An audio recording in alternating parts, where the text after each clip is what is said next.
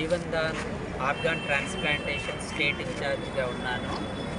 ఈరోజు మనము విజయనగరంలో మొట్టమొదటిసారిగా అవయవదానం చేస్తున్నాము. అవయవదానానికి ముందుకొచ్చినటువంటి ఆ కుటుంబానికి జీవన్దాన్ తరపున కృతజ్ఞతలు తెలియజేస్తున్నాము. లంకేష్ సాయి కుమార్ అనేటటువంటి 21 సంవత్సరాల వయసు ఉన్నటువంటి యువకుడు, కొత్త వలసకు చెందినటువంటి యువకుడు బైక్ మీద వెళ్తూ ప్రమాదవశాత్తు కింద పడడం వల్ల తలకి గాయం తగిలి బ్రెయిన్ హెమరేజ్ అయినందువలన తిరుమల మెడికవర్ హాస్పిటల్ విజయనగరంకి తీసుకురావడం జరిగింది.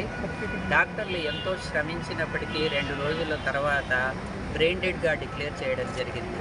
ఎప్పుడైతే మనిషి బ్రెయిన్ డెడ్ అవుతారో బ్రెయిన్ డెడ్ నుంచి పూర్తిగా డెడ్ అవ్వడానికి కొంచెం సమయం పడుతుంది.